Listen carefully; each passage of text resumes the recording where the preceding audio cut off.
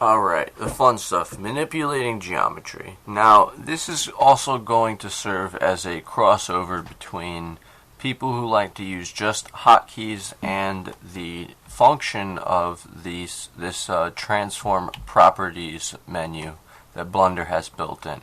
So what I'm going to do is I'm going to switch over into edit mode, pan over, and let's see. Well, let's select a edge. Alright, and now let's let's try and pull this edge out. And you can see that it really doesn't matter how I pull this out, it'll go in any axis. Alright, so now what I can do is I can open up the transform properties, and this edge will move accordingly. Say if we wanted to move it on the x-axis, I can nudge it right on over precisely. And that's the importance of this transform properties option that we have here. Now, also we have hotkey options, and G for grab, we can grab it.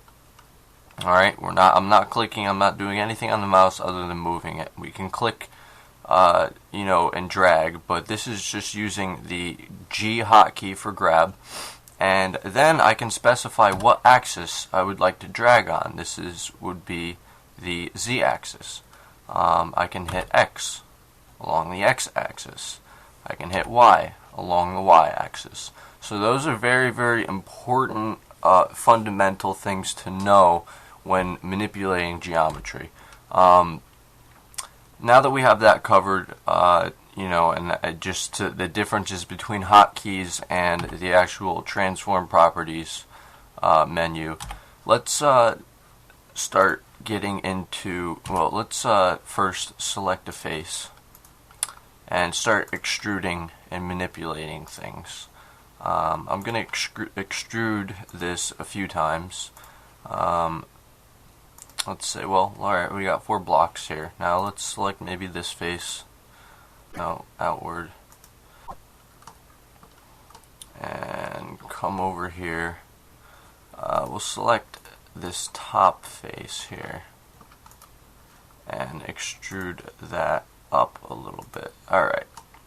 Now, we've got this kind of, looks kind of like a building of some sort. I don't know.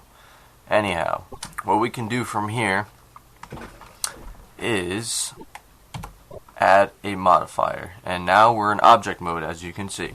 So if I add a modifier, you can see all of these. You could spend days going through each one of these modifiers. I'm going to pick one of the few that I've been playing with, Subsurf, which is pretty cool. And watch this. Boom. How cool is that? You can also even increase the levels of uniform. I mean, when dealing with rendering, this is at level 6, but we can decrease this back down to level 1. Anyhow, back into our shape. And also, if you noticed, I hit this because when I'm back into edit mode, I can see the underlying image. I don't want that. I don't like it. It confuses me. I'm colorblind. So I hit that button, and now I just see my original edit mode, whatever. So let's change something here. Let's extrude the top of this and scale it down just a tad bit. We'll scale it down and then extrude it downwards. Alright, so we have some kind of a, something cool. I don't know what to call it. Let's do the same thing with, say, this face. Extrude it, immediately right click, hit S for scale, and scale that down. And then I'm going to, extrude this as well, and bring it back just enough. And then let's see how it's actually changed our model. Look at that. our subsurf model, this modifier, has actually adapted to the changes we've made in our model. So let's do some tricks here. We can do a loop cut, knife cut, which is important because this will separate objects that we have. See how it has actually created a, well, here we want to get this in here.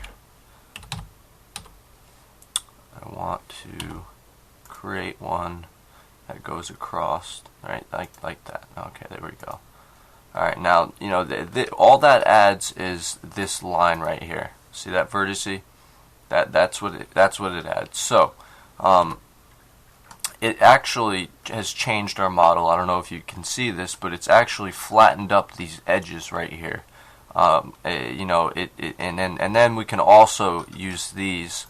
If we select face now, I can just pull this face out right here. And go back here, see how that's affected it. Anyway, now I can also extrude this and hit S, scale this down, and extrude it once again, and go in. And now let's see okay, we've got this really kind of neat little pocket in here now. Alright, we're manipulating everything here. So why don't we kind of look into the sculpting aspect. Like I said, there are many different modes within Blender. So we're in object mode and we've been dealing with edit mode. Here is sculpt mode. Alright, so within the submenus, I'm going to go into sculpt, and these are all different things that we can do, brushes, so to speak. That's what they call them, brushes. And I can grab things, I can inflate them, I can pinch them, smooth them, and I can also, this is very important, remain true to the symmetry on the X, Y, and Z axis as I do this. So say I'll zoom in and I want to smooth this. Well, that was a little much, but say I smoothed it, it's going to actually make sure that it does it all the way around. If you notice right here, it's smoothing it on both sides. Both sides are being smoothed completely symmetrically. And that's important when you're working with, shapes. You want symmetry. I can smooth this, and it's not, if I didn't have these selected,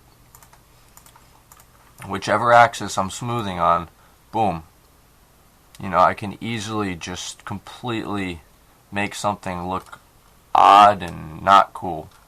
But I didn't want to do that, so I included the X, Y, and Z symmetry options. Now let's inflate this area, and also what I can do is I can see this right here. I'm holding F down, and I can actually the radius of the brush can be changed. Obviously, I just changed the see now I'm large. I hold down F and I'm scaling it down. Now I'm going to inflate things here, and actually let me strengthen this up here. Well, it might actually be more useful, but yeah, it's very, well, if I went over it quite a bit, you'd see, but let's largen this, the size of this up so you can really get, okay, that's puffing it up. You can see how that's puffing it up. It's actually completely lost its original shape.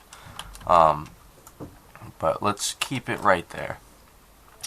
Let's pinch some stuff. Let's pinch this. Let's extrude something. Let's see. Can we? Let's flatten something. Try and flatten something that's here. Here we go. that was extruded before. This looks like it could be flattened.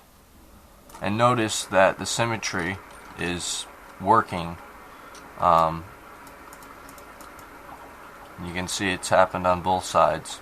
However, now if we look at our original model, look how much different that is. And you know, it's to draw this, I started with blocks, rectangles, a square, and you can see how the manipulation of the models can be so easily done within Blender. It's quite incredible. I've only scratched the surface, like I said.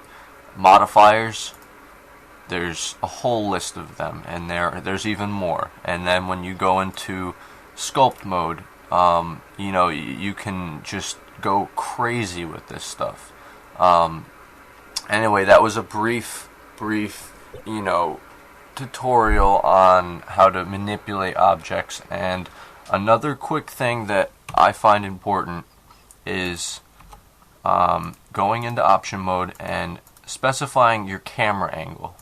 Alright, now the camera is set wherever, and if I go into view and I go into camera, that's the view of the camera that has that. Now obviously what I would like is to raise the camera up a little bit, have it more of a looking down upon the image. So I'm going to go back into perspective view, raise this camera, raise it up, bring it over a little bit, and actually see how that looks. And when I said render, we'll render this current frame, and well, obviously this needs to be pulled back quite a bit. Let's see, render current frame. Well, now we're starting to get there. I could easily just place this wherever I like, but I'm dealing with these axes here.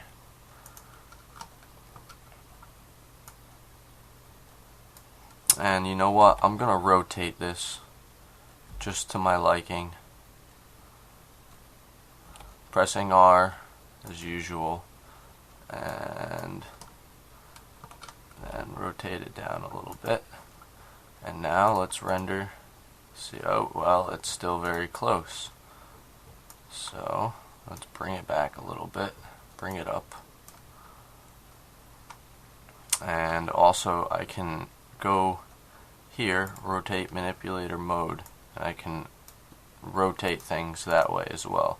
You don't always have to use hotkeys.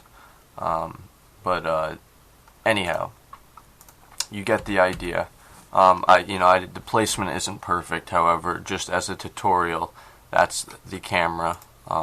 And this is a completely modified object, starting from nothing but rectangles and squares. And this is what I have created within probably 5 minutes. So gives you a really good idea on the possibilities of just manipulating geometry at its best.